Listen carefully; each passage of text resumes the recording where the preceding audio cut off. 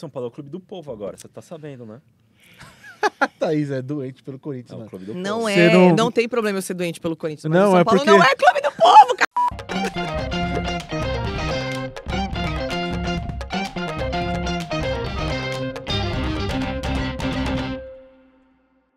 Sejam muito bem-vindas e bem-vindos a mais um episódio do TechSec Podcast. Bom dia, boa tarde, boa noite. E aí, meu mano Gustavo? Tudo bom? Beleza? Na paz. Você tá bem? Mais um dia bem. especial. Mês de maio. Mais de maio, acabando o mês de maio, né? Acabando o mês Estamos de chegando maio. no final. Chegamos ao fim, tá doendo sim. Ei, Exalta Samba. Quem fez é Arlindo Cruz. Ah, mas o Exalta também cantou. É. Num DVD lá, um dos primeiros do Thiaguinho, sabia? É. Eu fiquei... Ó, aqui é uma biblioteca, velho. É um Spotify, né? Galera, antes de mais nada, eu convido você que ainda não está seguindo o TechSec no YouTube ou no Spotify, não avaliou a gente ali, por favor, ajude a gente, ajuda a comunidade de cibersegurança. E aí, já convido você também a escanear esse QR Code que está aparecendo aqui para fazer parte de uma comunidade e ter acesso a informações que serão divulgadas em breve para vocês que fizeram isso daqui, escanearam seus celulares. E é isso. Ok? Certo, Gu? Certo. Quer complementar com alguma coisa? E se você tem um evento de segurança de tecnologia e você quer aumentar, melhorar ainda mais a sua experiência, contrate a TechSec TV. Mais informações, entre em contato com o nosso timão que está esperando pelo contato de vocês. É isso aí. E antes de apresentar a nossa convidada, a gente vai agradecer aqui aos nossos apoiadores, patrocinadores, as pessoas e as empresas que apoiam o TechSec Podcast. Eu vou começar pela Hacker Rangers. A Hacker Rangers, que é a única plataforma 100% gamificada no mundo para a conscientização em cibersegurança nas empresas. E você sabia que tem um livro de peso chegando na área? É o livro de Cibersegurança e Proteção de Dados e Como Pensam as Lideranças, e oferece uma visão prática, multidisciplinar sobre os desafios de segurança digital no mundo interconectado, com contribuições de grandes nomes, incluindo Vinícius Perales, CEO da Hacker Rangers. A obra aborda temas como as melhores práticas para a educação em cibersegurança, o impacto da inteligência artificial na privacidade e o papel da liderança digital. E o melhor de tudo, você pode garantir esse exemplar agora mesmo. E aí, está esperando o que para turbinar os seus conhecimentos em cibersegurança? Acesse hackerrangers.store e adquira o livro Cibersegurança e Proteção de Dados, Como Pensam as Lideranças. E ela, a Pura Cyber Intelligence, é uma empresa de vanguarda especializada nos aspectos críticos de segurança cibernética e inteligência de ameaças. A expertise da Pura abrange desde a identificação e mitigação de ameaças e fraudes online até a investigação digital e segurança ofensiva avançada baseada em inteligência de ameaças. A gente agradece a parceria da Apura e a preocupação com conscientização. Valeu, Apura! E se você já se perguntou, estou sob ataque? Algum dado ou informação sensível foi roubada? Ainda estou em risco? A Purple Bird Security tem a resposta certa para você. A Purple Bird é uma consultoria especializada em resposta a incidentes, forense digital, investigações cibernéticas com uma gama completa de serviços e soluções de segurança, ofensiva e defensiva. Eles têm como missão o atendimento de excelência, ajudando principalmente empresas de pequeno e médio porte e também startups, democratizando a cibersegurança no Brasil e fortalecendo a postura de segurança e resiliência cibernética dessas empresas. Mais informações aqui na descrição desse episódio. Valeu, Purple Bird, por acreditar no TechSec e levantar a bandeira da conscientização com a gente. Valeu! A Farol Soluções é especializada em cibersegurança para o seu negócio, oferecendo soluções abrangentes de proteção contra ameaças cibernéticas, conscientização e treinamento, avaliações de segurança e suporte à continuidade dos negócios, com monitoramento contínuo do Centro de Excelência em Cibersegurança. Farol Soluções, iluminando o futuro digital do seu negócio com segurança e inovação. E para você, líder de empresa, para você que quer eternizar a sua marca, a gente sempre agradece aqui a G2 Brindes. G2 Brindes com diversas categorias, com cadernetas, canetas, chaveiros ecológicos, kits, item para mousepads, bebidas, passeios, viagens, tecnologia, enfim. Tem uma infinidade de opções lá, é o que não falta. Chama o pessoal da G2, fala que viu no TechSec e com certeza eles vão dar uma atenção muito especial para vocês. E vamos à nossa convidada? Super convidada. Que momento, né? Convidada mega especial, que é nossa amiga... Viajada. Quem conhece sabe. Ela vai falar um pouco sobre isso também. com formação em tecnologia da informação na FIAP, uma super faculdade que eu também tive o prazer de estudar lá. Pós-graduação em Massachusetts. Galera, ela é chiquérrima. Nossa convidada tem vasta experiência na área de cyber, com foco desde cliente, a área comercial, uma executiva. Atualmente representa a Latam, a ONCE, né? O time Latam. O ONCE, certo? É isso mesmo. E hoje ela vem no TechSec para contar um pouco das suas histórias e experiências. Quem acha que ela só tá viajando, ela trabalha muito, galera. Muito mesmo.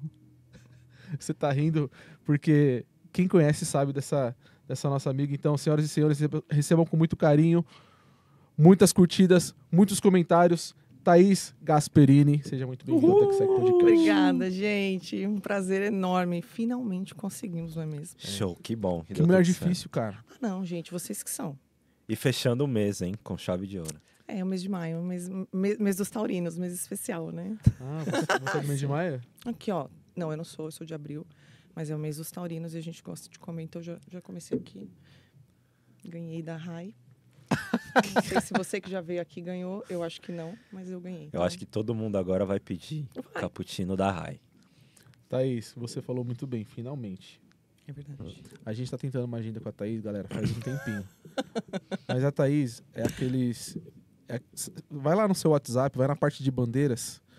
A Thaís, o Vai perfil, no Instagram. o perfil lá. dela é aquela parte toda lá do... Enfim, A então primeira vez que a gente fez o convite, só tinha uma bandeira no Instagram dela.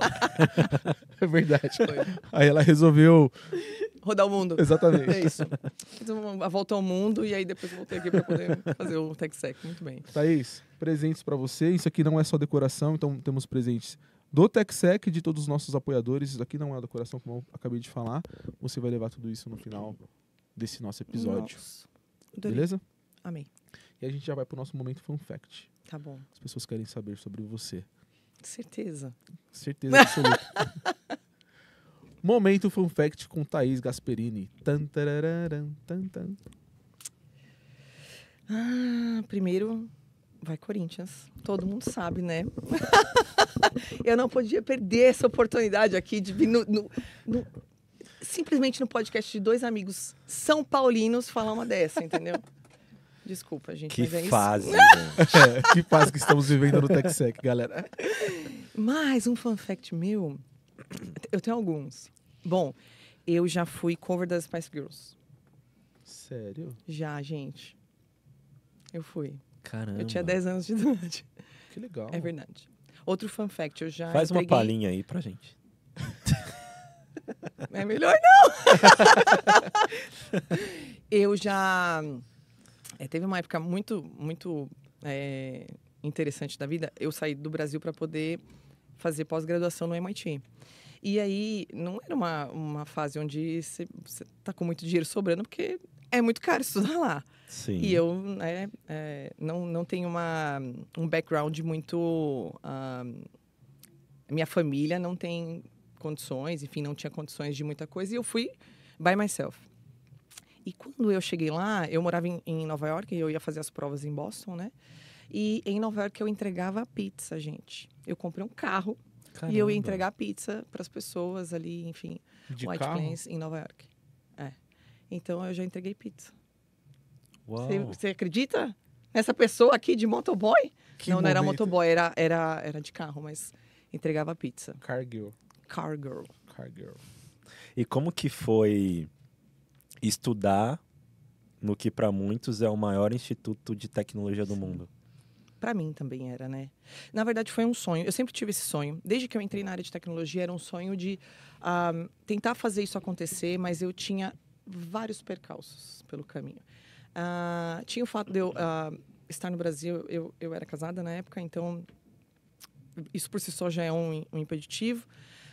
Eu não tinha grana e o meu idioma também não era muito bom, né? O meu idioma inglês. E quando eu me separei, eu vi como uma oportunidade de fazer isso naquele momento. O que muitas pessoas talvez não teriam, porque não é algo que você bate na sua porta 2 vezes, né? Sim. Mas eu saí do Brasil sem contar pra ninguém que era esse meu objetivo. Eu só falei que eu ia morar fora. Eu não falei, eu vou lá pra estudar. Tal. Eu falei, vou estudar inglês, vou me mudar. Eu tinha acabado de me divorciar, então era um ótimo momento. E fui e apliquei para essa pós-graduação. E não contei para ninguém, nem para os meus pais. E aí, quando eu fui aceita, assim, eu consigo me lembrar da sensação. A minha memória não é boa para muitas coisas. Mas, gente, eu consigo me lembrar da sensação de receber aquele e-mail. De falar, você foi aceita. Cara, meu coração saía pela boca, eu não sabia o que pensar. Ao mesmo tempo, você fala, cara, eu vou ter que ficar aqui, né? Eu vou ter que ficar morando aqui nos Estados Unidos. E eu preciso dar um jeito nisso, porque eu tinha a grana para me sustentar, mas, cara, nunca é o suficiente, né? Para, enfim, viver bem. Por isso que eu fui entregar pizza. Mas, quando eu recebi a notícia, foi realmente impactante, sim. Foi um dos dias mais impactantes da minha vida. Porque aí ali eu percebi, assim, eu já era uma profissional de segurança da informação há alguns anos, tá? Não foi uma coisa que eu fiz antes de começar, não. Mas ali era a consolidação de tudo que eu imaginava e tudo que eu queria ser. Uma realização, né, Thaís? Sem dúvida nenhuma. E aí, quando eu comecei a fazer, eu me cobrava tanto que eu não aceitava tirar menos do que 10. Caramba. Falava, cara, eu paguei por isso aqui, eu, na verdade, vendi tudo que eu tinha aqui no Brasil para ir para lá e para ter dinheiro para pagar o application. E aí eu não aceitava. Falava, cara, eu não aceito tirar menos do que 10. Então eu, além de ter que melhorar o meu idioma, porque eu não fui a criança que aprendeu o idioma inglês na escola muito cedo, né? Não tive acesso a isso.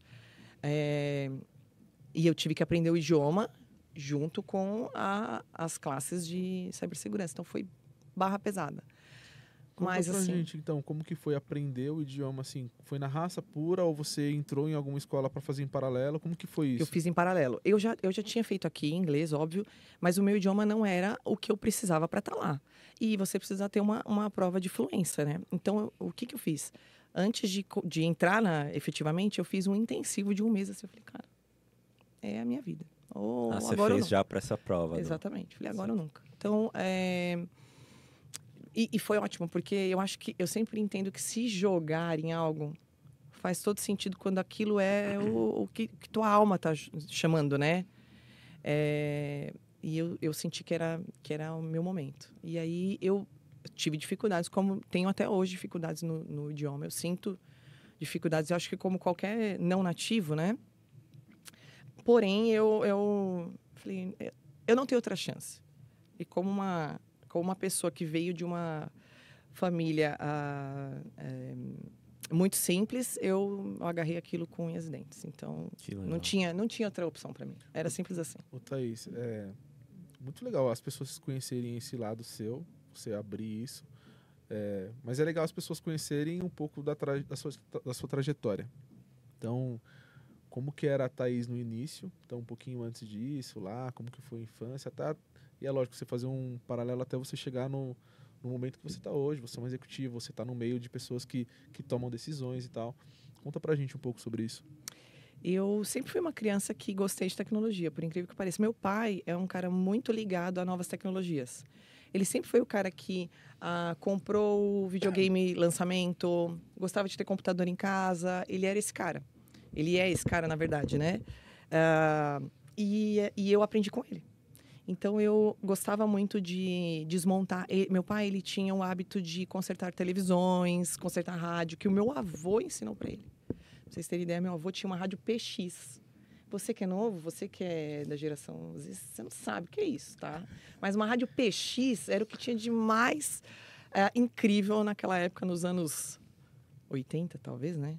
Vocês também não sabem, vocês são novos, né? Não sei. PX era a forma como as pessoas se comunicavam, assim. Era uma rádio a pessoa fazia algumas conexões de casa. Uhum. Eu tinha uma rádio PX na minha casa e eu me comunicava com algumas outras pessoas da casa deles. Era incrível aquilo. Tipo um walkie-talkie. E meu avô tinha isso. E aí meu avô ensinou meu pai a consertar televisões. E o meu pai me dava muita abertura para... filha, toca isso aqui, desmonta e monta de novo. Você era filha única? Eu sou filha única. Eu tenho um irmão por parte de mãe, mas do meu pai eu sou filha única. E aí, era incrível isso. Porque eu desmontava e montava algumas coisas e ele ficava super feliz, né? Falava, caramba, ela gosta também, né? E aí, com o passar dos anos, eu fui muito conectando com tecnologias. Eu me lembro de estudar na escola técnica, lembra que tinha escola Sim. técnica? Eu fiz escola técnica, mas sempre gostando muito de computador. Aí, quando fui para a faculdade, a minha ideia era fazer moda. Gente, nada a ver, né? Mas eu não tinha dinheiro, então eu fui fazer publicidade, que era a faculdade que eu conseguiria pagar. Legal. Com o meu, tendo estágio, né? Eu conseguia pagar. Aí, fiz publicidade, depois eu ganhei uma bolsa para fazer administração. Eu falei, por que não, né? Vou fazer. Não era o que eu... Na verdade, o meu primeiro estágio já foi em tecnologia. E você concluiu publicidade? Concluí publicidade, concluí administração e depois fui fazer tecnologia da informação. Depois de tudo isso. Eu já estava, sei lá, há uns 6 anos trabalhando, eu fui fazer tecnologia da informação. Então é muito louco, porque o conhecimento empírico eu tinha, tanto que quando eu fui para a faculdade de tecnologia da informação, eu questionava muitos professores.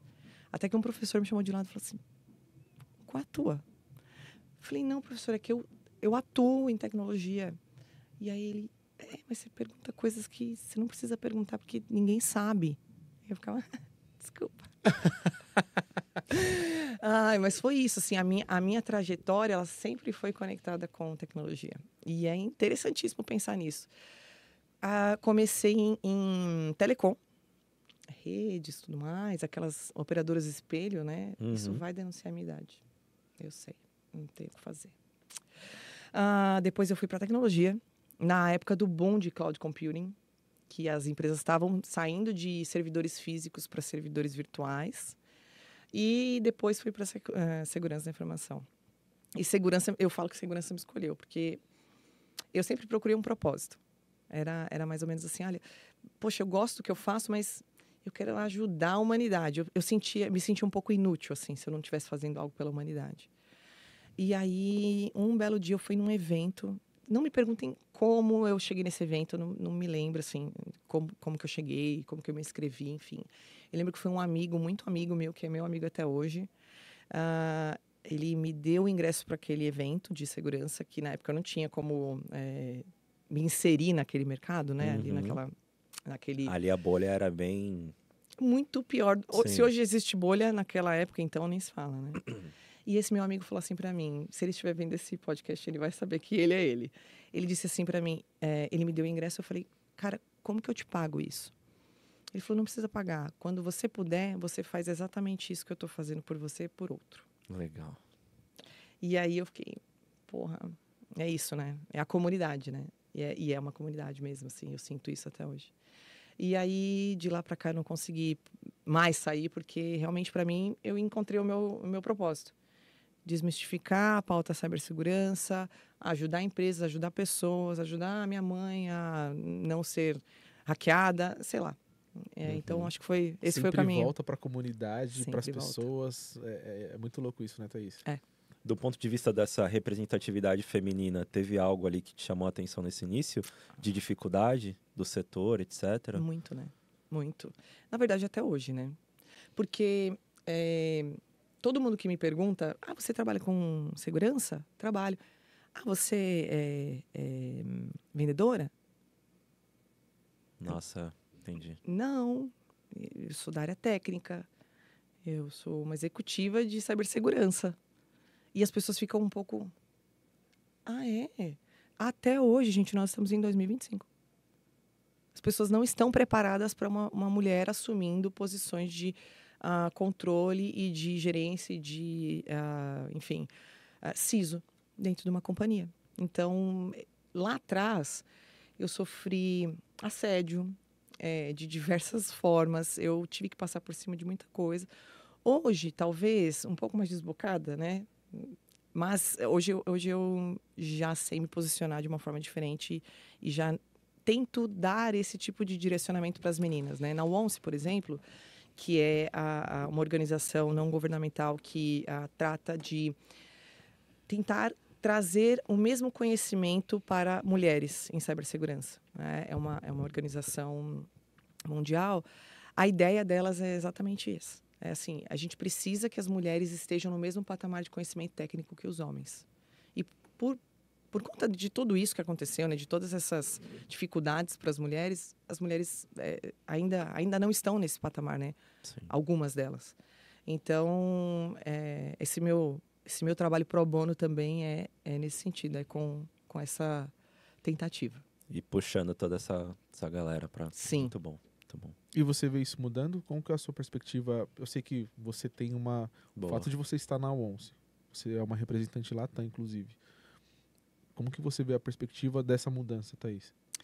Eu acho que é algo que vem acontecendo. As mudanças, quando a gente vive mudança, a gente não consegue notá-las, né? Você não consegue saber que você está dentro de uma caverna até sair dela. Incrível o seu exemplo. O Platão, já diria Platão, né? É o mito da caverna. Então, eu consigo notar essas mudanças quando eu saio um pouco do foco.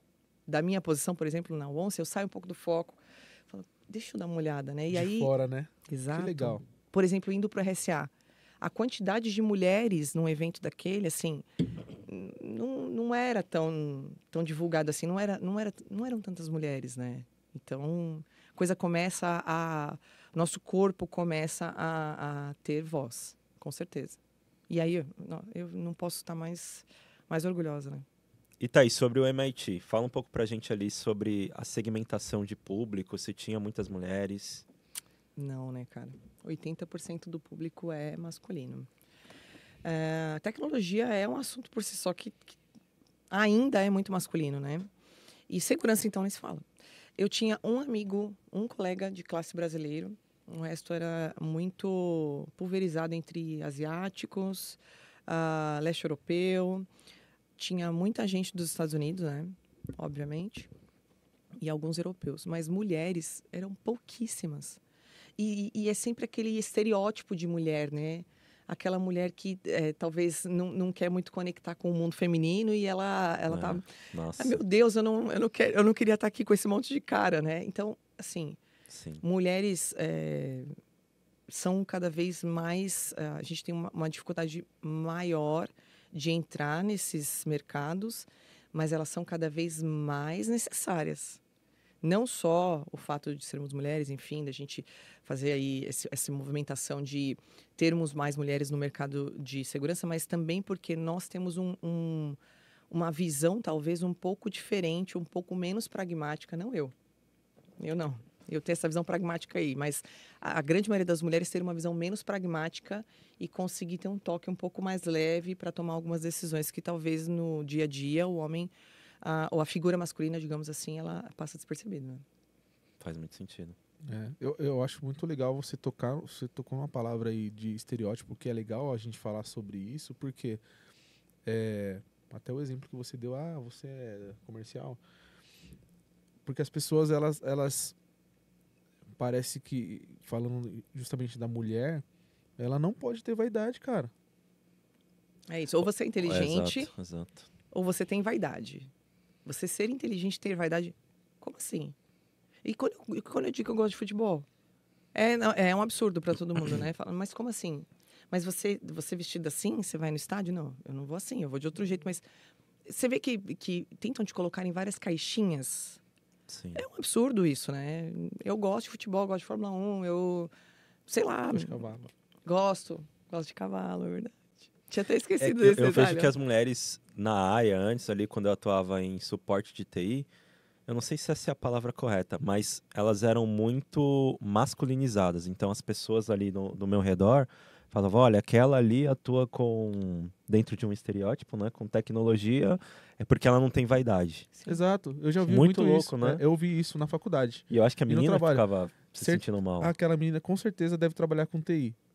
Cara, é uma fala totalmente preconceituosa. Às Sim. vezes um cabelo mais curto, ou, Sim. sabe? Então não dá pra entender. E a gente, parece que a gente não está apta a ser feminina e ser inteligente. É uma pauta muito legal de se falar. Porque... E ser de tecnologia, né? Não tá liberado, né? Muito louco. Ou você é uma coisa ou você é outra. Eu tenho várias pessoas, assim, no decorrer da vida, né? Quando você vai conhecendo pessoas, as pessoas têm uma tendência muito natural a te enxergar o que tem do lado de fora, a tua casca. E, assim, sei lá, talvez 90% das pessoas... Nossa, mas você é de tecnologia? Sou. Mas segurança da informação? Você é hacker, então.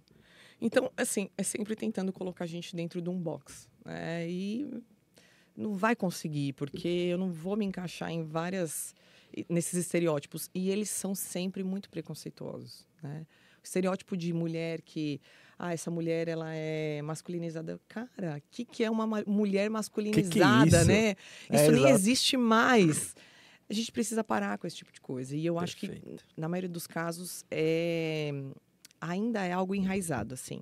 É algo que aprendeu com alguém, que aprendeu com alguém, que aprendeu com alguém. Porque, assim como a IA, né, que é o nosso assunto, ela não vem do zero, né? Existe um momento de aprendizado. E o ser humano é igual.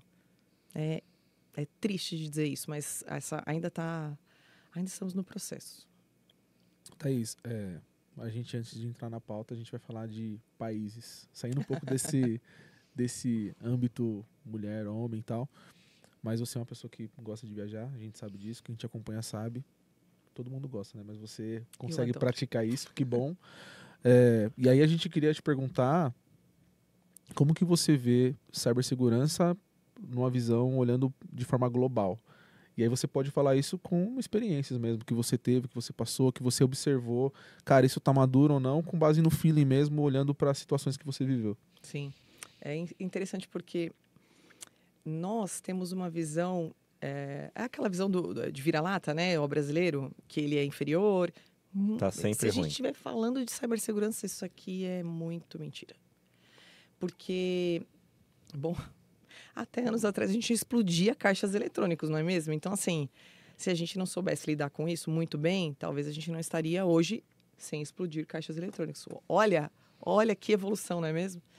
E os outros países, eles têm uma tendência muito natural a não ter vivido isso, né? Porque, de alguma forma, isso não é uma realidade, né? E aí, sempre que eu viajo, eles me perguntam, assim, quando eu conto, né, que eu trabalho em cibersegurança, porque algumas viagens são a trabalho, outras não.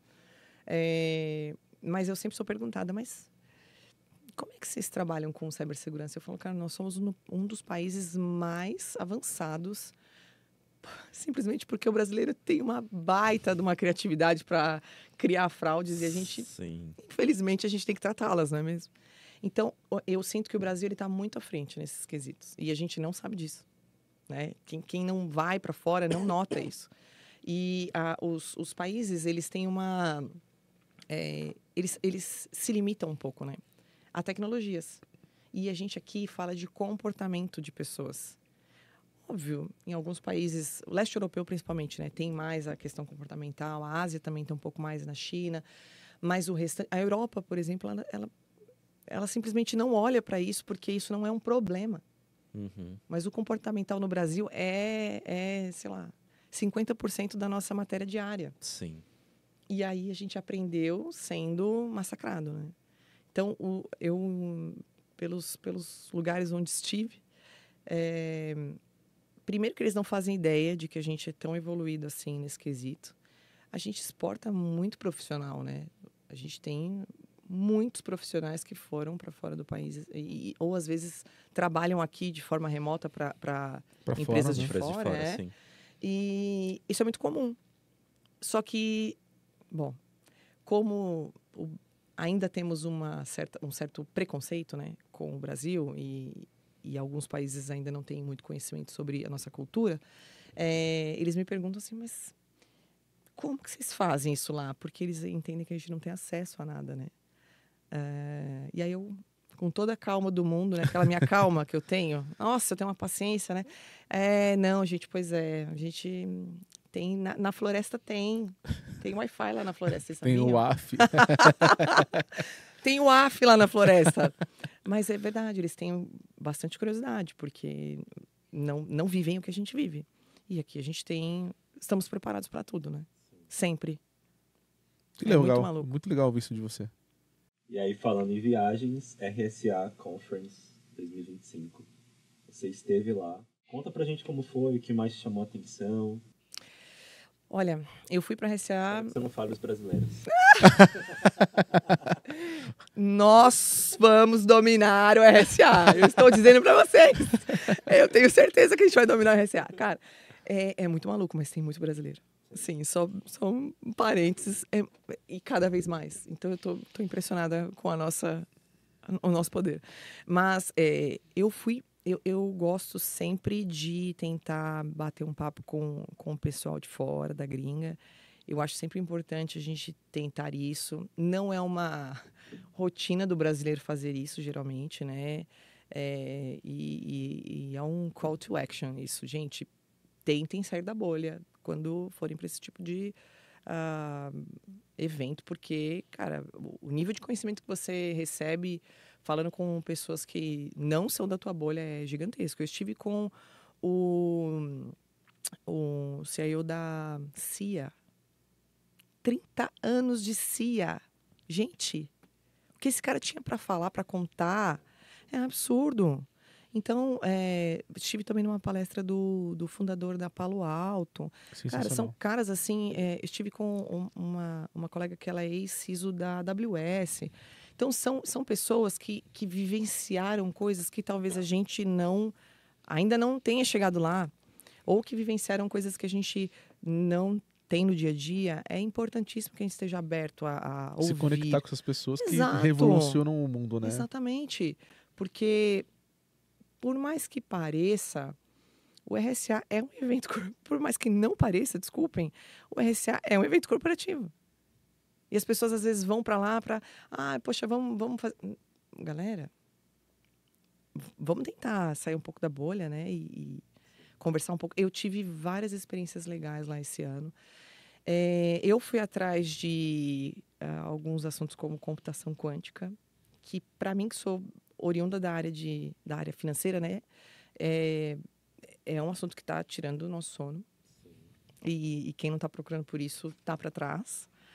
E eu acho que, de alguma forma, isso pode mudar toda a nossa cadeia de processos nas áreas financeiras. Vai mudar. Então, fui atrás disso. Pouquíssimos... Na verdade, nenhuma palestra sobre e pouquíssimos fornecedores, né? Outra coisa que eu fui olhar foi inteligência artificial, para entender o que vem a seguir, né? Achei algumas coisas legais também, que a gente vai falar depois. Mas o evento foi interessantíssimo. Mas eu tento fugir um pouco, né, dessa bolha. Então, acho que... não que a gente não deva se divertir, enfim, tem que ter diversão também, é parte, né, da coisa. Mas eu acho que o brasileiro está pecando um pouco nesse quesito aí de... A gente precisa procurar um pouco entender os vizinhos, né? O que está acontecendo lá fora? Ampliar esse leque do network. Sim, total. Eu gostei de um ponto que você disse sobre computação quântica de, cara, se você não está vendo isso, a gente já está atrasado. É louco, né? Lembra da computação em nuvem lá? Nossa, se você não está estudando isso, já está atrasado. E agora, 2 anos atrás, se você não está estudando isso, você está atrasado. E aí vão surgindo novas tecnologias que a gente precisa ler e entender um pouco mais. Né? Sim. É interessante como a gente precisa sempre estar à frente, né? Nós que trabalhamos com segurança da informação, TI, a gente precisa estar sempre à frente. Porque o ataque, ele nunca vem de fontes conhecidas. Ele sempre vem de algo que você desconhece.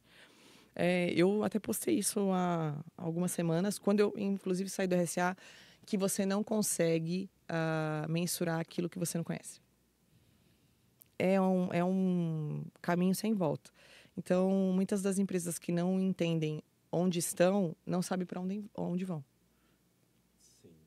E aí, se eu não tenho minimamente uma ideia de qual é o meu perímetro, e hoje nem existe mais perímetro, né? Exatamente. O que eu vou fazer daqui para frente? Então, computação quântica é um desses casos onde, cara, se acontecer o que eu estou imaginando que deveria acontecer com computação quântica, onde nós vamos parar? Não sei. Computação quântica é uma parada que abre muito o universo. Criptografia. Né? Todas as keys imagináveis que você tem aí guardadas, você vai conseguir abri-las em segundos. Pois é. Chicote vai estralar daqui a alguns anos. Você que está assistindo esse episódio já usando computação quântica? Será que estaremos na área? Eu acho que sim. Sabe por quê? quanto tempo levou da carruagem para o carro?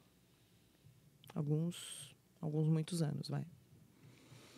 Quanto tempo levou do computador para IA? Muito menos tempo. Então, as revoluções... Tá se encurtando, né? As revoluções são todas... Total. As revoluções todas, elas serão menores, porque você não consegue mais evoluir. Não tem mais nenhum assunto... Para mim, IA e computação quântica são esses assuntos hoje, mas você não tem mais grandes descobertas a ponto de mudar toda a humanidade. A não ser que venha um meteoro aí. O que eu às vezes espero, porque a gente deveria devolver essa terra para os dinossauros. Mas tá bom. Só que eu não acho que tenha grandes mudanças. Teremos mudanças, mas não a partir de grandes tecnologias. A partir de tecnologias talvez já conhecidas que vão mudando e ajudando a gente. Ou não. Vamos supor que caiu esse meteoro. E aí, Thaís, eu preciso estruturar uma área de gestão de acessos e governança do zero. Quais são os primeiros passos que você recomendaria? Não, fuja para as colinas! Ai, gente, que loucura, né? Mas, assim, Porque esse meteoro pode ter caído em algum lugar. Caiu entendeu? em vários que eu Exatamente. estive, inclusive, caiu em vários. Acho que até tem a sua definição do que é gestão de identidade de acesso. Olha, gestão de identidade de acesso nada mais é do que você conseguir definir e entender tudo o que os humanos e os não humanos estão fazendo dentro da tua companhia com relação aos acessos. Tudo.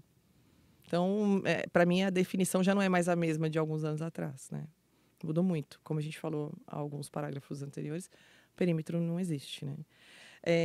Mas para você iniciar uma área de gestão de acessos, eu volto 2 parágrafos novamente. Eu preciso saber o que eu tenho. Muitos profissionais, eles tendem a chegar já dizendo o que eles vão fazer. E eu acho isso um pouco perigoso. Porque se eu não sei o que eu tenho, como eu vou decidir o que fazer? Eu não sei quais são os processos, eu não sei como que essa companhia está preparada para novos processos, porque também tem o fato do negócio, às vezes, se impactar com algum novo processo nosso, né? E o profissional 4.0, que eu digo, né? O profissional de segurança 4.0, ele precisa estar com o negócio em pauta. O negócio é o mandante, o negócio é o mandatório. Não adianta eu colocar controles que sejam ótimos, mas que parem a produção de algo. Não vai funcionar. É ótimo para a segurança. É ótimo para a segurança, mas para o negócio da empresa é péssimo. Então, não adianta. Assim, do meu ponto de vista, tá? Eu posso estar completamente errada nisso. Eu acho que eu só entendo que uma área de gestão de acesso, ela precisa começar a partir do ponto de o que temos. Tudo bem. Eu tenho...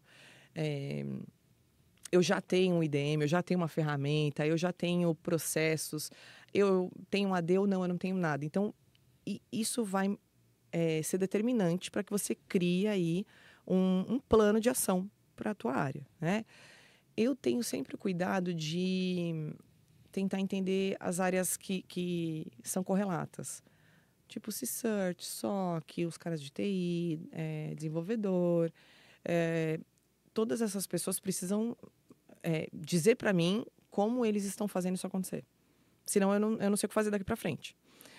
E determinar novos processos sem saber quais são os processos atuais é uma burrice tremenda, né? Eu também acho que, e eu tenho sempre essa tendência a tentar descobrir o que o time gosta de fazer. Por exemplo, poxa, esse time, ele gosta de... Eu tenho 10 caras e esse cara não gosta de mexer no AD. Eu vou colocar ele para mexer no AD. Por quê, Katsu? Sério, não faz o menor sentido. E a gente ainda tem essas gerências meio malucas que impõem esse tipo de coisa, né? Estamos em 2025 e isso ainda existe. Uhum. Então, eu também gosto de conversar com os times, entender o que você gosta de fazer, cara. Você gosta de fazer automação? Puta, senta aqui, vamos fazer então, vamos criar umas automações. Não, eu gosto de documentação. Eu adoro documentar. Pô, eu preciso de você, porque eu vou precisar de todo mundo. Mas eu prefiro que esse cara esteja fazendo uma coisa que ele gosta, do que ele simplesmente esteja emburrado e puto da vida com algo que ele não queria fazer. Essa é uma pauta importante. Outra pauta importante é você definir o que a empresa entendeu que faz sentido no plano dela e no plano diretor. Porque você chega, já existe um plano diretor em curso, cara. Vem sempre de cima para baixo. Exato. Eu não posso simplesmente, eu acho que eu tenho que fazer isso aqui. Não, eu não acho nada. Eu tenho que primeiro me conectar com isso aqui e aí entender se aquilo ali faz sentido ainda. Se não fizer, tá tudo bem. Eu inclusive, acho que as empresas estão abertas a mudar algumas coisas desse tipo de documento. Mas eu não posso chegar com o pé na porta, né? De novo, olhar ao negócio, né? É um negócio. E já tá rolando, né? Uma coisa que também sempre me vem à cabeça nesses casos é a área de produtos, que é a conexão com o negócio de novo. Mas é que a área de produtos, ela está desenvolvendo software, ela está fazendo algumas aplicações novas. Essa galera tem consciência do que é segurança? Eles estão na mesma página que a gente? Então, aí já vem a parte de conscientização e tudo mais, né? Que parece que todo mundo sabe disso, mas no final das contas não é real. Então, eu juntaria tudo isso e aí assim, aí tem todos os pormenores, né? Como que eu vou determinar? Eu escrevi, é engraçado, eu escrevi um plano de ação essa madrugada. Um plano de ação de gestão de acesso, essa madrugada. Enfim, um case que eu fiz. E você precisa também apagar os incêndios. Porque você vai chegar com coisa acontecendo. E você não vai conseguir tratar, nossa, eu vou aqui criar um plano diretor para isso aqui, se você não tiver com os incêndios apagados. Sim. Então, eu preciso também tratar esses incêndios. Já aconteceu de eu ficar um ano tratando incêndios. E aí? Como é que faz? Vai no paralelo. Tem que fazer as coisas acontecerem. Então, para mim, a criação ela tem muito a ver também com o momento da empresa. Né? Maturidade. Vocês estão prontos, né? Vocês estão prontos para o rolê, né? Mais ou menos isso. E você acha que o cenário está mudando no Brasil? Porque antes, na minha visão, gestão de acessos era aquela pessoa que atendia ticket. Sim. E hoje a gente tem empresas que já tem um time muito estruturado. A gente tem um amigo em comum aqui de gestão de acessos. Tem, sei lá, 10, 15 pessoas de GA. Isso aí. Como que você vê a maturidade do Brasil em relação a esse tema? A gente entendeu, né? Depois de tantos ataques, Exato. de tantas brechas, tanta coisa que aconteceu, a gente entendeu que esse é o maior vetor de ataque. Sim. Galera, identidade e acesso é o maior vetor de ataque. Se eu não vou tratar o meu maior vetor de ataque, eu vou tratar o quê?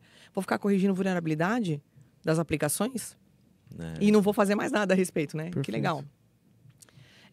Existe uma burrice generalizada, eu vou chamar assim, que tem uma tendência muito natural a achar que tecnologias vão tratar os nossos problemas. Eu vou instalar aqui um cofre de senhas. Eu vou instalar aqui um gerenciador de identidades. Eu vou instalar aqui uma gestão de vulnerabilidades. Não vai. Se você não tem nenhum processo atrelado a isso, se você não definiu de onde começa o A para onde vai o B, nada vai funcionar. Não é bala de prata, né? Não. Sua tecnologia vai servir só para você dizer para a auditoria que aquilo foi feito. Check. Nossa, exato. Horrível. E eu já me deparei com muitos casos assim, de tecnologias que foram compradas, instaladas, não tem processo atrelado, mas só porque na auditoria aquilo foi definido que para solucionar aquele problema, a empresa compraria a ferramenta tal. Pô, imaturo, né? Os planinhos de ação. Não pode. Não dá para ser para inglês ver. Não pode. Eu tenho a tecnologia, mas eu tenho que ter todas as outras coisas atreladas, todos os processos, pessoas, porque a tecnologia sozinha não vai resolver. Não vai. Nunca resolveu, agora então nem se fala. Por que você acha que as empresas têm tanta dificuldade em inventariar? Nossa, isso aí é um desafio, hein, cara? Porque as coisas vão acontecendo de uma forma meio orgânica, sabe? Vai só acontecendo. E aí ninguém nota que aquilo, ninguém... Cara, é sério, pra mim é uma coisa muito difícil de entender. Por que não inventariar? Eu fico, cara, tá, mas... Eu tenho um celular, meu celular tem tantos aplicativos. De tempos em tempos eu vou lá olhar quantos aplicativos tem, se eu ainda preciso deles. Se eu não preciso, eu vou o quê? Excluir. Se eu preciso de outros novos, eu vou trazê-los. As empresas não conseguem entender que elas precisam documentar coisas, porque pessoas passam. Não, tá na cabeça do Gustavo. Não, o Gustavo sabe. CMDB tá todinho ali dentro da cabeça dele. Ô, gente, nós estamos em 2025. Eu acho que é a terceira vez que eu falo isso hoje aqui. Eu acho que existe um desleixo muito grande com essa parte, sabe, nas empresas. Sim. E eu uso a palavra desleixo de propósito, porque, para mim, não tem nenhum motivo que me faça pensar em não inventariar aplicações, e não inventariar tecnologias, e não inventariar qualquer coisa que seja dentro de uma empresa. Às vezes até os próprios acessos, né? Cara, uma mesa não entra dentro de uma empresa sem ter uma plaquinha, concorda? Uhum. Por que é que eu vou dar um acesso e não vou dizer para quem eu dei aquele acesso? Ou eu vou, sei lá, determinar uma identidade para uma aplicação e não vou dizer quem é o dono daquela identidade? Cara, no mínimo burro. É um desafio do caramba, velho. Porque às vezes... Adoro sua sinceridade. Às vezes a gente entra nesses processos de revisão, de inventário de gestão de ativos, etc. E nunca você encontra um responsável por aquela... Não. Às vezes, sei lá, é o líder da estrutura X, aí você vai falar com o líder e ele fala, não. Não é meu. É com e eu fulano de tal. entendo ele falar. Eu entendo ele dizer que não é dele. Aquele cara não tem nenhuma informação. Você tá jogando uma criança no colo dele falando, esse é seu filho. Exato. Esse é seu filho Josué, ele tem 19 anos. Ele não consegue revisar. Não, e ele não tem nenhuma informação. Ele tem 19 anos. ele não consegue, porque de alguma forma aquilo também é uma informação nova para ele. E aí você vai... E aí tem uma tendência também muito grande das empresas no momento de auditorias externas, isso acontece mais em auditorias externas do que internas. No momento da auditoria externa, eu vou designar um pai para esta criança. Isso acontece muito. Ai, cara. Tô até cansada de falar, só de falar. Isso acontece Eu vou muito. designar um pai para essa criança. Esse pai não sabe que esse filho é dele. Exato. Aí ele vai ter que ficar ali, mas ele não vai mais cuidar também. Do mesmo jeito que outra pessoa não cuidou, ele também não vai cuidar. Então, talvez designar um accountability. Eu acho que o accountability é a saída para muitas coisas. Querido, isso é teu.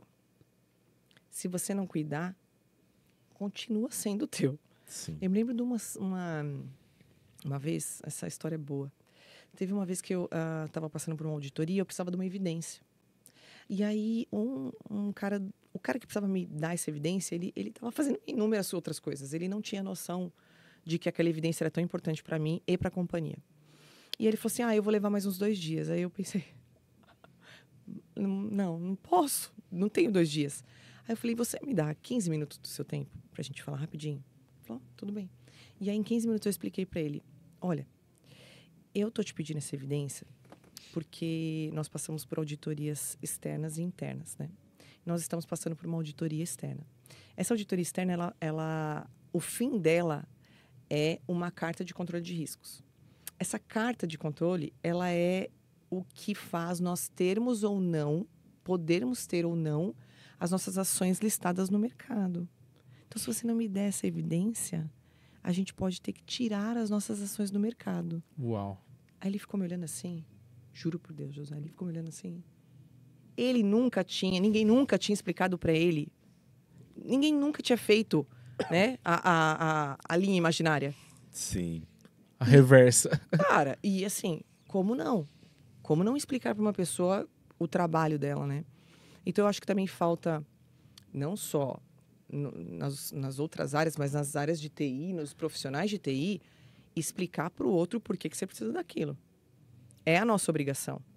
A gente precisa parar de achar que nós somos os supra-sumos, né? Não, eu quero isso porque eu quero isso. Não, você quer isso, explica para o fulano por que você quer isso, porque ele vai te ajudar. Eu acho que o que você está falando aqui bate muito talvez, não sei, numa empresa que não tenha maturidade nesse tema. Ou não? Não. Ou você acha que... Eu ia perguntar porque eu ia te fazer uma pergunta. Qual que é o desafio de implementar essa área, ou esse sistema, ou enfim, a metodologia, numa empresa que não tem maturidade sobre? Você está me falando que talvez a empresa tenha maturidade e... Talvez seja um gap de comunicação, né? Exatamente. É gap de comunicação. É muito mais simples do que parece.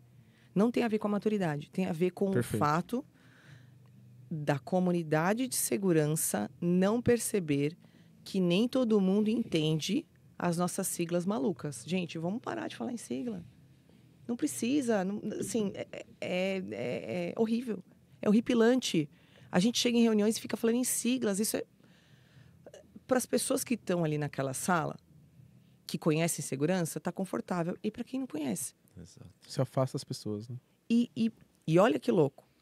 Quem conhece segurança, se eu falar através de siglas, a pessoa vai entender. Se eu falar sem siglas, se eu falar a sentença completa, essa pessoa também vai entender. O cara de TI, o cara de compras, se eu falar em siglas, ele não vai entender. Se eu falar a sentença completa, ele vai entender. Ou seja, eu estou falando para alguém que não entende e eu estou falando para alguém que entende. Esse alguém que entende não entende só sigla. Entende que a gente tá optando em falar do jeito exato. Burocratizar. É exatamente isso. Sim. Eu quero falar do jeito difícil. Por quê? Porque eu quero parecer inteligente. É isso. Vamos parar com isso, galera. A gente precisa parar. Porque as empresas, elas precisam entender. Ninguém vai comprar o teu papinho de segurança se não entender o que ele é. Então, vamos parar de falar difícil e vamos começar a trazer todo mundo. Então, acho que não tem a ver com maturidade por causa disso, Jesus. Tem mais a ver com a nossa... Porque também nós somos... Grande maioria de nós é técnico. A gente também tem dificuldade em se comunicar. Poucos de nós somos bons nisso. Uhum. E aí, a gente acaba não se comunicando. Você sempre teve essa habilidade de tradução? Ou foi algo que você construiu ao longo da tua carreira? Eu acho que sempre gostei, né? Eu era É cover das Spice porque, Girls, como né, gente? você disse, são poucas as pessoas que têm essa característica. Não tem segredo. Ou você é assim, ou você tenta desenvolver. Eu sinto que já nasci com uma certa facilidade na comunicação. Mas talvez eu tivesse facilidade na comunicação para falar de qualquer outro assunto. Eu tive que aprender a ter facilidade em me comunicar para a segurança. Então, foi um processo. Mas eu sinto que tem muita gente e é muito do ego. Tem gente que gosta de falar difícil. Tem gente que gosta de olhar para você e falar assim, nossa, ela não tá entendendo nada do que eu tô falando. Tem gente que se sente bem com isso. Porque tem a ver com ego. E a nossa profissão, gente, segurança da informação tem muito a ver com ego. Se a gente não parou para pensar nisso ainda, a gente precisa. Por quê? Eu sou o cara que defende essa empresa aqui. Se não fosse por mim, nada estaria bom. Uhum. Você jura que você acha isso? Adorei. Cara, mas é interessante. É verdade, né? faz todo sentido. Desmistificar a pauta. Sim. Cara, é muito bacana. Porque você falando nisso, me surgiu vários exemplos aqui, porque eu acho que eu tenho essa característica de tradução também, eu atuo nas empresas com essa maneira. E isso facilita quando eu vou para uma apresentação com o CEO, com o CISO, porque eu elimino essas siglas e começo a falar do ponto de vista estratégico. E isso vai auxiliando ali a empresa toda no aspecto de gestão mesmo. E te ajuda, inclusive, a vender. Eu vou voltar a algumas casas e falar, cara, te ajuda a vender. Sim. Te ajuda a ser compreendido.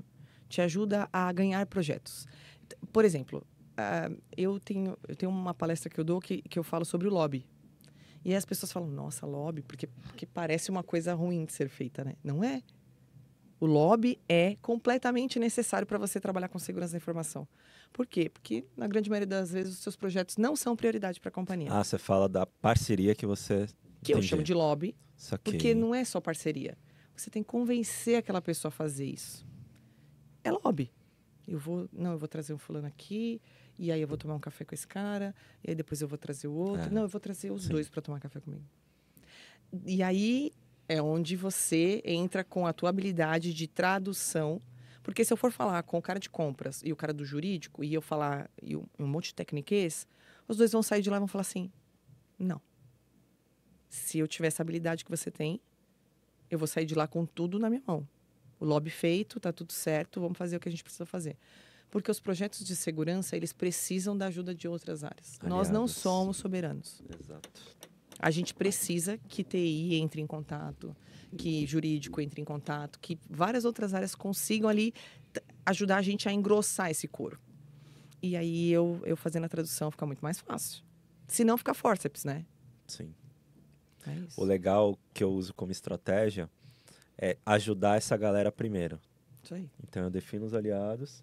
Ó, eu vou fazer isso aqui pra você. Do nada eu já tenho um grupo muito legal que tá me auxiliando Você compra em eles, várias né? decisões. É um lobby, é um lobby. É um lobby. É um lobby. E não é ruim. Não é ruim, a gente Exatamente. só precisa aprender a fazer. Exatamente. Eu já bati cabeça, gente. Eu não fui essa pessoa no passado, talvez.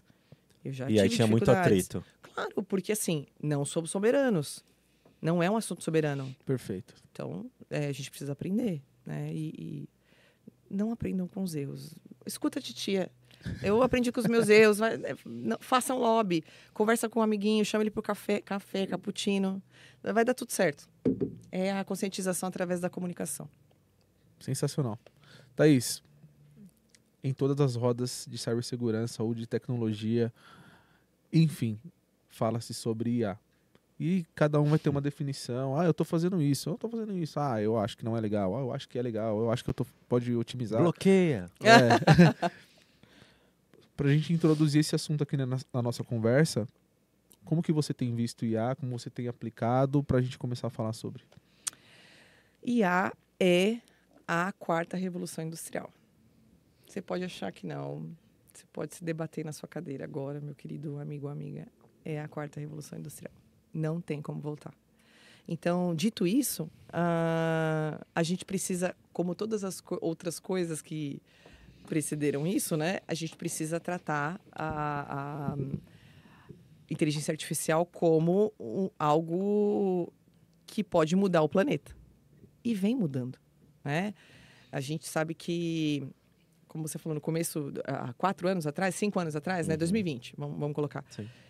Ainda era algo que você usava como Siri, você ainda tinha no Spotify, você usava a Alexa, mas não era uma realidade para o que é hoje, de jeito nenhum.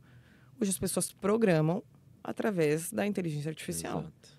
Então, muitas profissões vão morrer, mas outras muitas vão passar a existir. Como alguém que trata causas jurídicas de IA. Vai ter um advogado para IA daqui a pouco? Talvez. Mas é muito louco o quanto isso, assim... A gente não notou. Foi muito sutil. Muito sutil. Dentro da caverna A a gente não vê, né? estava Adorei o ali na exemplo da caverna e a gente não notou que estava acontecendo. Eu não notei. Quando começou, não que eu não tenha dado foco, mas assim, quando começou, eu falei, vai levar um tempo, né? Que nada. Eu acho que a gente deu muito foco pro metaverso. E aí a veio assim, ó, passou. Chegou, tá aí. Verdade, né? O lance do metaverso foi um... O metaverso foi um boom. Foi um boom. E hoje, o que é o metaverso? Se fala? Não. Tem uma... existe também um momento onde as águas elas se abrem, né? E aí os assuntos vão para cá ou para lá. Então, e as empresas são grandes detentoras disso, né? Elas decidem quais serão as tecnologias também que vão ajudar ou não vão. Sim. Então, eu acho que o mercado também tem... O mercado corporativo, principalmente, também tem essa. Porque eles notam o que ajuda e o que atrapalha. Então nós vamos pro lado do que ajuda, né? Eu vou olhar aqui o que ajuda e vou... Cara, é aqui que eu vou nadar. É nesse mar que eu vou nadar. E como você acha que a gente pode equilibrar as inovações que estão vindo com o IA? Nossa, que pergunta difícil. Boa pergunta, cara.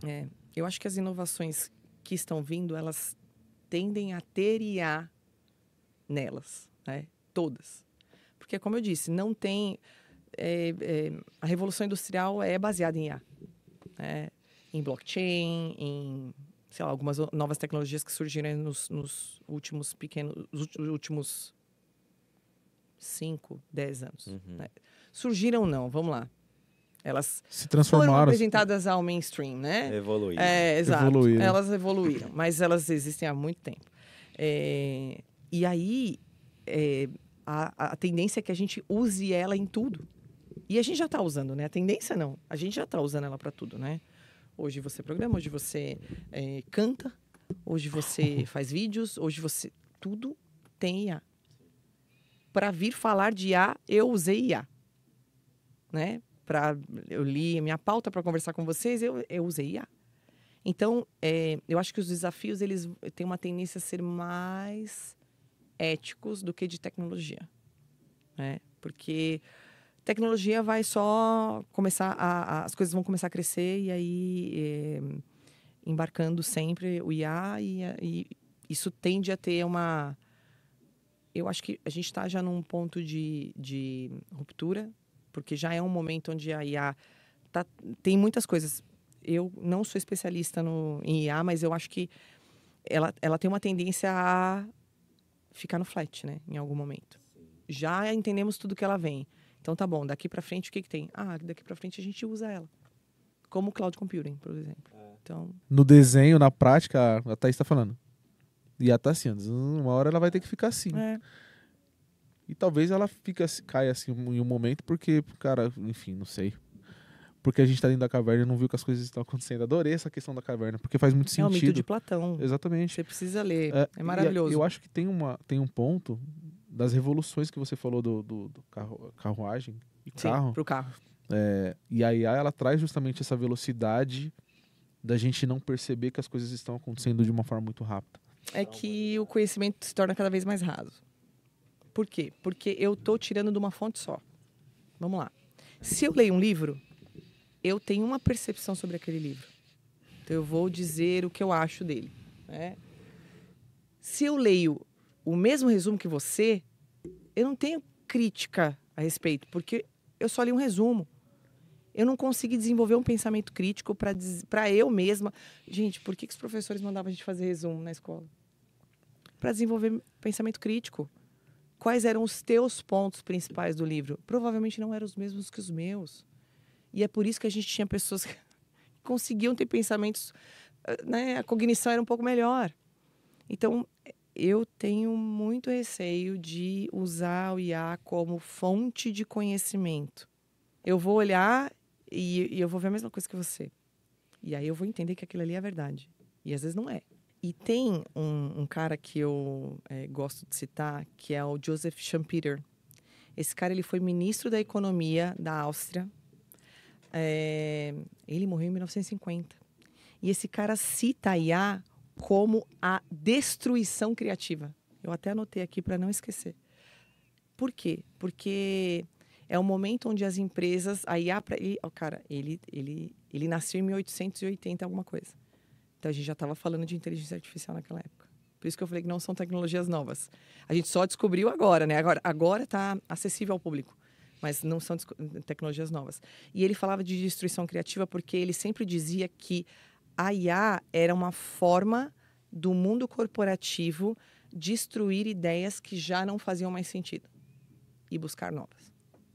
E ele também dizia que ele era um grande entusiasta do socialismo. Ele dizia que o capitalismo ia acabar. Não acabou ainda, mas está mudando. A forma como a gente consome está mudando. Muito ditado pela IA. Então, nesse quesito, a IA é a nova eletricidade, gente. A IA, tal qual para o século passado a eletricidade foi, para o nosso século é a IA. Inteligência artificial é a nova eletricidade, a gente não pode negar isso, né? Então, quando você vê uma ferramenta sendo utilizada por tanta gente, por tantas empresas, de tantas formas diferentes, você precisa olhar para isso e entender assim, tá, para onde a gente vai, né? E aí são essas dores que você acabou de me dizer. Né? Por que isso pode ser um problema para nós? Porque a IA, ela busca conhecimento do ser humano e não o oposto. E ela condensa os conhecimentos para que a gente acesse de forma rápida e beleza, eu vou ali, vou acessar, a IA está me trazendo aqui que esse dado assunto, essas são as respostas. Quando a gente começar a usar a IA como fonte... E não tem um abastecimento, né? Quem somos nós nessa linha do tempo, né? Porque aí inverteu a coisa, né? Se eu era o detentor do conhecimento e eu alimentava a IA abastecia com dados, né? E eu estou dizendo, eu é o humano, ou humano. Dados, né? Que o humano sabe, que máquinas sabem, mas a IA não pode Quando a IA ultrapassa o conhecimento e quando a gente entende que ela sabe mais do que a gente, É muito mais sobre input do que output. isso aí. Se eu não dou conhecimento para a IA, ela vai ficando cada vez mais limitada. Eu tô usando eu como exemplo, mas assim, Ser humano. nós imputando conhecimento para a IA. Se a gente não faz isso, em 10 anos, o conhecimento da IA vai ser de 10 anos atrás. Então, e os conhecimentos que você teve novos, onde você colocou? Não coloquei, eu só consultei. Entende que existe um paradoxo aí? E que talvez muitos de nós não estamos dando conta desse tipo de problema? Que é a parte ética, os vieses éticos, né? São os vieses éticos aí que a gente também precisa entender. Porque tem a parte de, como que eu trato ali todos os casos de racismo, tudo que a gente não quer que a IA aprenda, digamos assim, mas que a gente aprendeu, né? Sim. Então, quanto mais a gente passa esse conhecimento para a IA, a tendência é que ela saiba. E a IA está escutando a gente, né? A gente não está... Ela não escuta a gente só quando a gente fala, me escute, né? Muito pelo contrário. Hello, Siri. Entendeu? Então, quais são as fontes de dados da IA? Essa é uma pergunta que eu me faço todos os dias. Incrível. É incrível.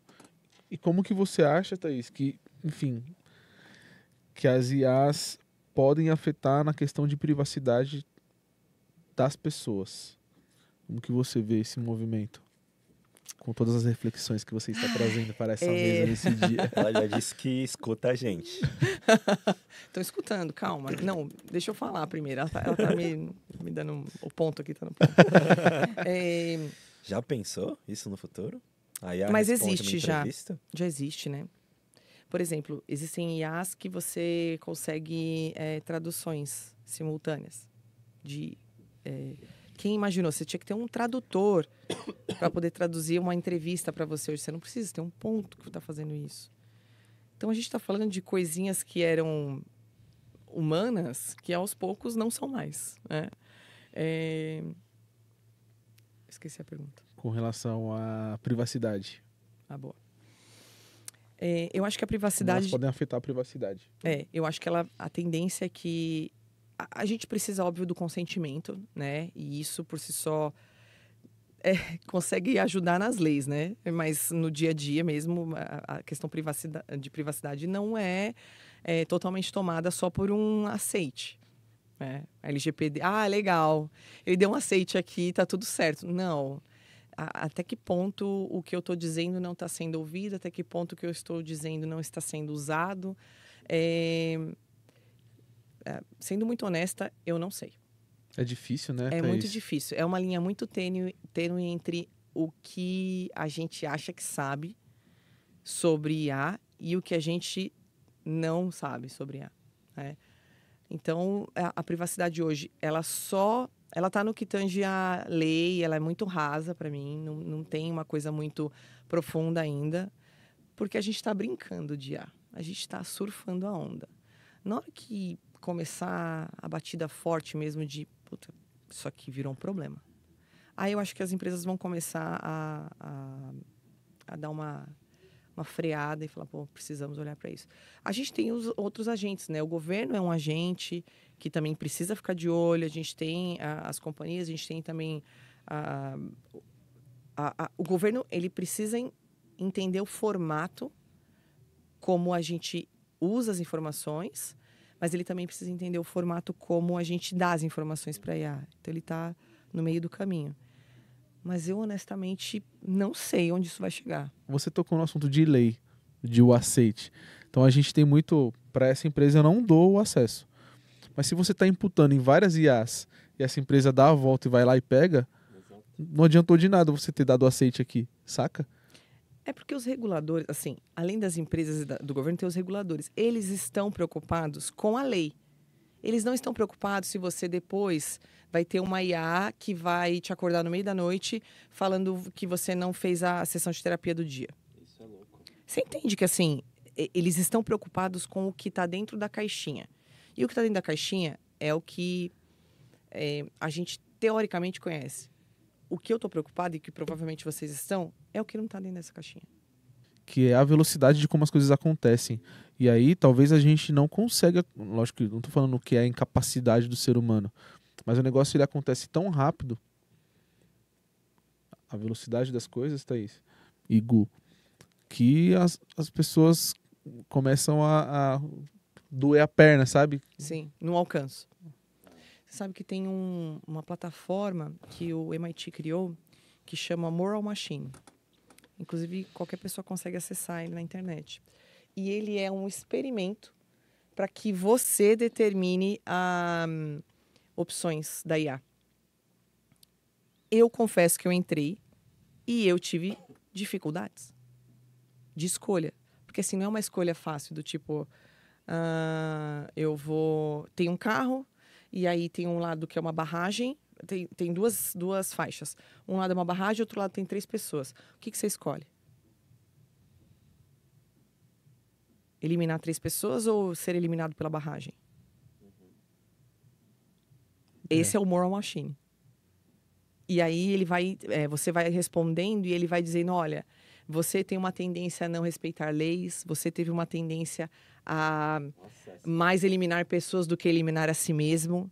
É maluco. Gente, quem puder, entre. Quem puder, olha esse Repete pra experimento. gente aí, Thaís, por favor. Ele é maravilhoso. Qual que é o... Eu não sei o endereço, eu posso... Você manda pra gente? Depois a gente coloca no endereço aqui, galera. Boa. E o Moral Machine, ele nada mais é do que a sua consciência. A sua consciência versus IA. E aí você tá botando... botando pra IA o que você faria. Eu sou isso aqui. Alguém que não respeita as leis, alguém que prefere eliminar pessoas a eliminar a si mesmo, qualquer coisa desse tipo. Mas a ideia dessa plataforma é que ela esteja exposta ao máximo de pessoas possíveis para que a gente entenda como o ser humano compreende as leis e como ele faria isso no mundo real. E aí isso é olha que loucura. Isso é o que vai ditar o que a IA vai fazer. Caraca. Ou seja, se você não é um bom ser humano, a IA provavelmente não será também. E a gente está cheio de seres humanos não tão bons assim no planeta, né? O que esperar da IA? Se a IA, ela é um espelho nosso. A gente vai imaginar o quê? Que não vão haver casos de racismo? De homofobia? Claro que vai! Nós somos... É a mesma coisa que ter um filho e achar que o filho vai... Nossa, meu filho é uma pessoa melhor. Não, se você não é... Ele seu te filho observa não toda será. hora, né? Perfeito. É o comportamento. Então, esse experimento é muito bacana. Vale muito a pena ver, porque ele me deixou um pouco assustado comigo mesmo. Eu não sou essa pessoa, não. Que absurdo! Mas são as óticas culturais, né? Então, assim, talvez no Brasil a resposta seja uma, na Índia seja outra e por aí vai, né? Mas isso também é interessante, porque qual é a diferença da IA que a gente usa para uma IA que um londrino usa? Quais são as decisões? Porque esse cara teve exposição, o background dele é diferente do nosso. Esse ser humano de Londres, estou usando um exemplo, esse ser humano que mora em Londres, ele teve um background diferente.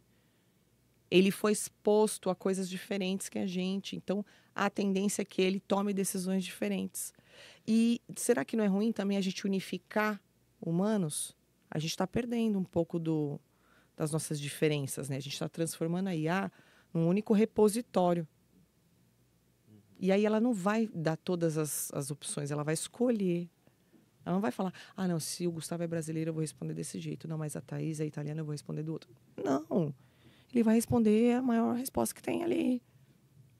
Entende que a gente também está um pouco fadado a sermos rasos? Minuto de silêncio aqui, gente. Cara, é fantástico. Que a ideia aqui, galera, não é colocar a IA como um terrorismo. Mas é justamente de colocar assim, que foi o que a gente colocou, as questões éticas do negócio. E parcimônia, né? Exatamente. Parcimônia. E sair da questão rasa, né? Da dependência, como a gente começou a falar sobre o assunto. Já pensou, cara? Né? Mas o que eu acho muito Louco. é quando a gente não pensa que isso já é uma realidade.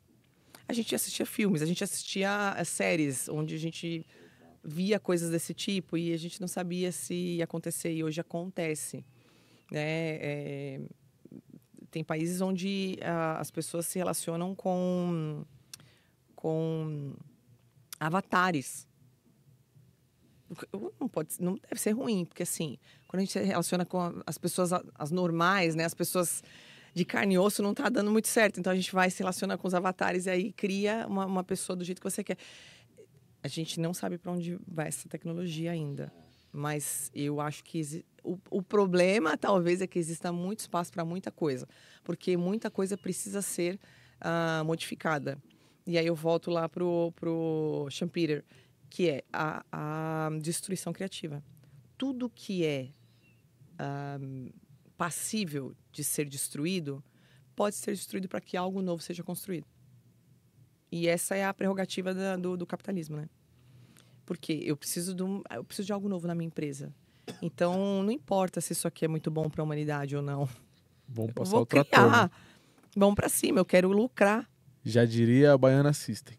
Máquina de lucro. Isso aí. Thaís, vamos falar aqui, saindo desse assunto reflexivo que as pessoas estão com as cabeças explodindo nas suas casas. Nós também estamos aqui, tá? Nós também. Perguntando para suas IAs. E agora? A IA, agora acalme-se. Isso é normal. Vamos fazer uma sessão de terapia agora. Vamos sair desse momento e aí vamos falar um pouco das suas referências. Quem são as referências da Thaís? Eu acho que é legal a gente saber dessa mulher de fibra. Eu acho que é legal porque a gente sempre fala sobre isso quando passa pessoas com o seu perfil aqui, porque é importante saber essas pessoas se alimentam da onde, quem são as referências dessas pessoas, sabe? É importante, diga lá. Pode ser que eu fale aqui algumas figuras que não sejam tão hypadas, digamos assim, mas eu tenho como referência as pessoas normais. Isso é muito legal, porque elas te inspiram. Eu tenho como referência, por exemplo, a minha mãe foi uma pessoa que a vida inteira trabalhou como vendedora. Minha mãe vendia joias, minha mãe vendia roupas, minha mãe vendia várias coisas e ela era uma pessoa que ela estava sempre comunicando. Então ela é muito comunicativa até hoje. Oi, mãe. Beijo. Fala muito, mas sempre foi uma pessoa disposta a ajudar o outro. E eu acho que falta isso hoje em dia, né? As pessoas elas estão sempre tendenciosas puxa, eu vou fazer o que é bom para mim. Eu não vou fazer o que é bom para o outro, né? E esse perfil de pessoas tendendo a querer ajudar o outro, né? Mesmo que seja com um produto, como você falou, tentando traduzir coisas para o board da companhia, isso é raro, né? Hoje em dia. Então, é com certeza uma dessas referências. Eu gosto muito de tentar não criar heróis. Porque todo mundo é ser humano, todo mundo, né, tem aquele lado B. Então, eu acho que é uma tendência suicidar a dizer, nossa, essa pessoa é perfeita, né? Não tem. Mas eu acho que o meu pai também sempre foi um cara muito calmo, assim, olhando as coisas com todas as óticas, né? E isso é importantíssimo para quem é de segurança. Se você não sentar, dar opa, peraí, vou dar uma olhada nisso aqui com mais calma, parcimônia de novo, né? Então, as pessoas comuns. E aí eu tenho vários amigos na área de segurança. Eu não vou falar um nome ou outro, porque são muitos mesmo, mas eu sempre pego um de cada, né? Puxo uma coisa de cada um e tô sempre conversando com essas pessoas. Infelizmente, nós temos muitos homens na área de segurança, então, dos CISOs que eu gosto de estar junto, que eu gosto de ouvir, a grande maioria são homens, né? Infelizmente, a gente está tentando mudar isso. Mas eu tento ter como referência pessoas que eu convivo. Eu não gosto muito dessa coisa de, eu vou ter uma referência ali, um cara, Jeff Bezos. Não sei o que esse cara faz no dia a dia dele, né? Não sei o que esse cara é, assim. Será que ele é tão bom pai quanto ele é bom... Empresário. Exato! Eu gostando dessa linha de muito pensamento, nisso. perfeito. Não acredito muito nesse Só tipo que de você tá coisa. perto, né? Que você observa, né? Que você sabe o lado B dessa pessoa também. Legal. Então, eu tenho realmente muitos amigos na área que me ajudam diariamente. Eu peço... Às vezes eu ligo e falo, eu preciso de um coach hoje. Eu odeio esse termo, mas eu preciso de um coach hoje. E aí eu sempre tenho um que fala, não, vem aqui, a gente vai conversar, vamos almoçar, vamos fazer alguma coisa. E tenho amigas também que estão na área. Então, assim, a tendência é sempre puxar essa comunidade, assim, para estar junto, para trocar ideias, né? Eu acho que nada melhor do que um café, um almoço, aquela coisa bem intimista. A troca, né? Porque o mundo está muito difícil. E você está cada vez mais vendo que as pessoas elas não trocam. E eu sou uma pessoa que sou avessa a isso. Eu gosto da troca. Mas eu também gosto da troca com algumas pessoas, não são todas.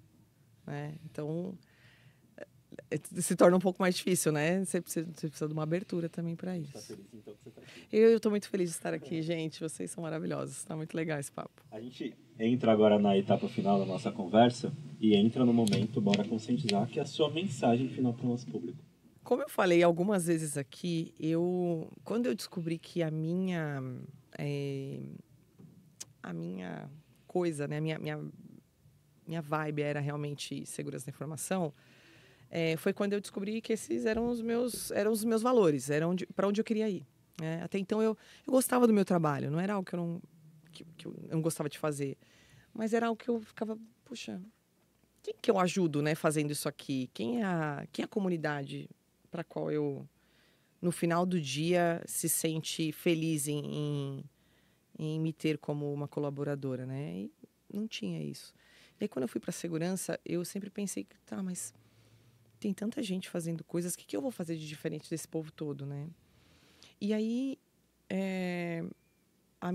eu tenho até isso no meu LinkedIn, que é desmistificar a pauta de cibersegurança. Então, eu sou avessa às siglas, a falar difícil, a gente que quer trazer o tecniquez. Eu tenho pavor disso, cara. Porque o meu professor mais foda do MIT não falava uma sigla. Como que eu, uma Hellis mortal, vou falar alguma? E ele falava isso, ele falava, a gente não pode burocratizar cibersegurança, porque ela é um assunto que a sua avó precisa entender cibersegurança. Então, o meu bora conscientizar é parar de falar difícil. É tentar trazer para todo mundo... Tentar trazer todo mundo na mesma roda, sabe? E porque eu acho que quando a gente fala em aristocracia do mundo, né?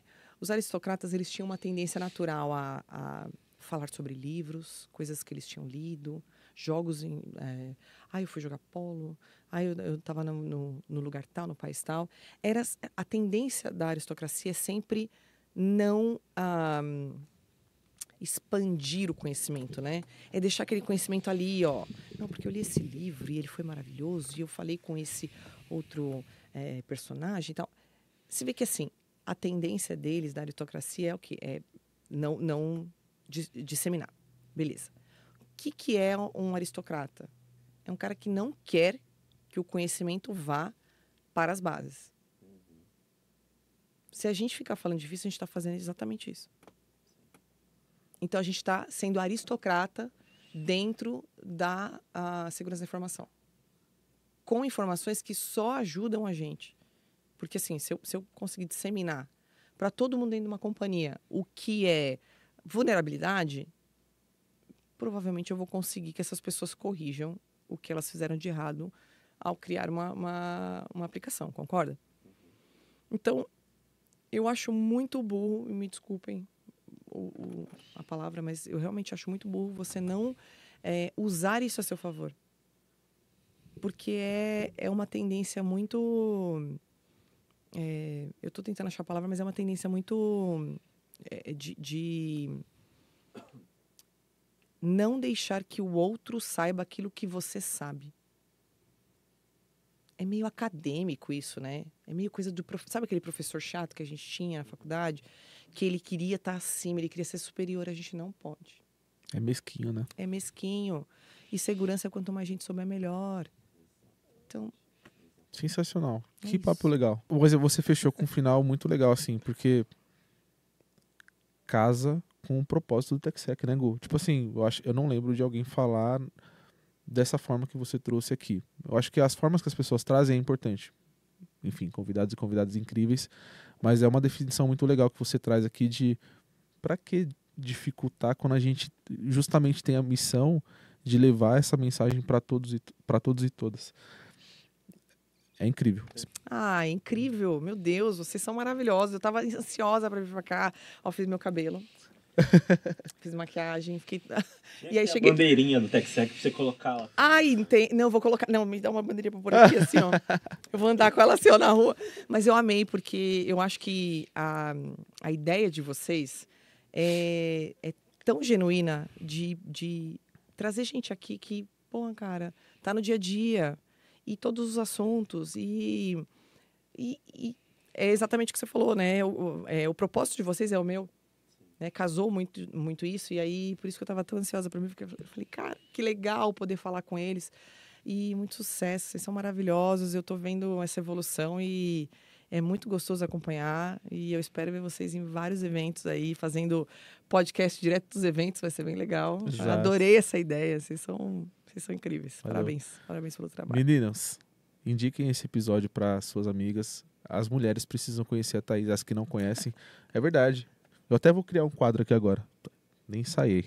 O Gustavo nem sabe, é sério, é novo. É rápido, tá? Tá bom. Você lembra do bate-bola jogo rápido? Sim.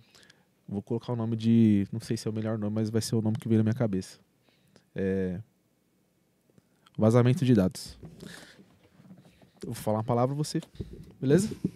Meu Deus, eu não acho que ele deveria fazer isso. Está mas- começando o quadro Vazamento de dados. Uma cor. Preto e branco. Não. Um livro. Ato criativo. Esse livro é foda. Esse livro é foda. Ele é de um produtor musical. E que ele... Exato. Comprem. Boa. Ele é um livro que fala de você aprender formas diferentes de fazer as mesmas coisas. Cara, inteligentíssimo. Sério. E aí ele fala de algumas coisas que despertam a tua criatividade. Eu não me considero uma pessoa criativa, nada, assim. Mas eu aprendi muitos insights ali. Coisinhas, sabe? Técnicas pequenininhas para você conseguir ser mais criativo. Tem me ajudado bastante. Uma música. Uma música, qualquer uma do System of a Down. Uau. Um time. Corinthians. Um animal. Um gavião. Uma área de tecnologia. Porra, clichê, segurança, não dá pra eu escolher outra. Eu não consigo. É mais forte que eu. Difícil, né? É. E por fim, uma definição do papo de hoje. Uma palavra. Incrível. Incrível. Maravilhoso. Divino. Estamos estreando esse quadro agora, galera. Vazamento de dados. Boa! Ó, muito obrigado. Eu que Um dos agradeço, melhores gente. papos aqui do TechSec. Espero que vocês também tenham gostado. Pessoal, não se esqueçam de curtir, comentar e compartilhar. A gente quer muito saber o que vocês acharam do EP de hoje. Fechado? Agradecendo aos nossos parceiros Hacker Rangers, Apura, Purple Bird, Farol Soluções e G2 brindes personalizados. E você, TechSecker. Até o próximo episódio e... Bora conscientizar. Este episódio foi uma realização do TechSec Podcast, apresentado por Josué Santos e Gustavo Marques. Apoio Hacker Rangers, Apura, Farol Soluções, Purple Bird e G2 Brindes. Uma produção de Pub Produções.